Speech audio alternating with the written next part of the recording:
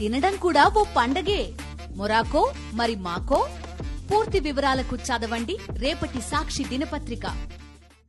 ఉమ్మడి కడప జిల్లాలోని 7 అసెంబ్లీ నియోజకవర్గాల్లో టీడీపీ గెలిచింది. అయితే అక్కడి టీడీపీ నేతల మధ్య ఐక్యత లేక పరిస్థితి దారుణంగా తయారైందనే కామెంట్స్ వినిపిస్తున్నాయి.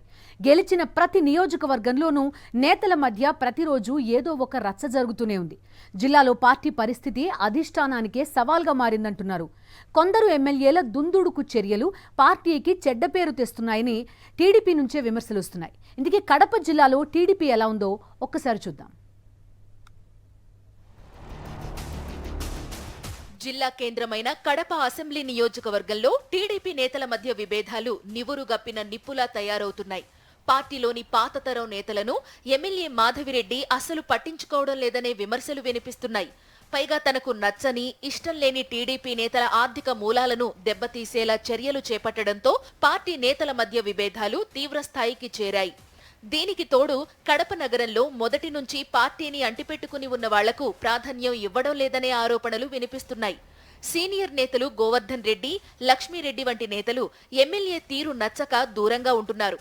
మరోవైపు కడప పక్కనే ఉన్న కమలాపురం ఎమ్మెల్యే చైతన్యరెడ్డి, ఆయన తండ్రి మాజీ ఎమ్మెల్యే పుత్తా నరసింహారెడ్డిలు కడప జిల్లా కేంద్రంపై పట్టుకోసం ప్రయత్నం చేస్తున్నారు. వారిని నిలువరించేందుకు కడప ఎమ్మెల్యే వర్గం పూర్తి స్థాయిలో దృష్టి పెట్టింది. దీంతో కడప, కమలాపురం ఎమ్మెల్యే మధ్య విభేదాలు మరింతగా పెరిగిపోతున్నాయి. కడప మేయర్ సురేష్ బాబు ఇంటిపై చెత్త వేయడం వంటి పనులతో ఎమ్మెల్యే మాధవిరెడ్డి తీరును సొంత పార్టీ నేతలే విమర్శిస్తున్న పరిస్థితి కనిపిస్తోంది. పార్టీ అధినేత ముఖ్యమంత్రి చంద్రబాబు కూడా కడప ఎమ్మెల్యేను మందలించినట్లు సమాచారం.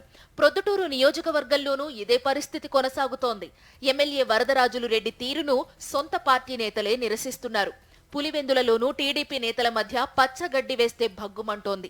జిల్లాలో పార్టీని సమన్వయపరచాల్సిన జిల్లా అధ్యక్షుడు శ్రీనివాసులు రెడ్డి జిల్లా కేంద్రానికే పరిమితమయ్యారు. ఆయన భార్య కడప ఎమ్మెల్యేగా ఉండడం, ఆమె తీరు పార్టీలో ఎవరికీ నచ్చకపోవడంతో జిల్లాలోని టీడీపీ నేతలంతా జిల్లా పార్టీ అధ్యక్షుడికి కూడా దూరంగా ఉంటున్నారు. బద్వేల్ నియోజకవర్గంలో ఇప్పటికే టీడీపీ, జనసేన కార్యకర్తల మధ్య బహిరంగంగానే గొడవలు జరిగాయి. జమ్మలమడుగులో ఆదినారాయణ రెడ్డి బీజేపీ నుంచి ఎమ్మెల్యేగా గెలవగా, ఆయన సోదరుని కుమారుడు భూపేష్ రెడ్డి టీడీపీ నుంచి ఎంపీగా పోటీ చేసి ఓడిపోయారు. ఇప్పుడు ఈ 2 వర్గాల మధ్య కూడా విభేదాలు పొడచూపుతున్నాయి.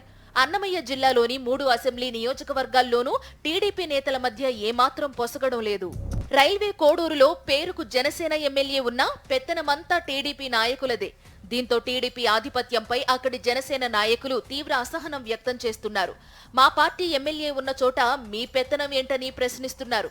మొత్తంగా ఉమ్మడి కడప జిల్లాలో టీడీపీ నేతల మధ్య ఏమాత్రం ఐక్యత లేకపోగా మిత్రపక్షం జనసేనతో కూడా కయ్యానికి దిగుతున్నారు. కూటమి ప్రభుత్వం ఏర్పాటై 3 నెలలు కూడా కాకముందే కడప జిల్లా మొత్తంగా చిచ్చురగులుతోంది.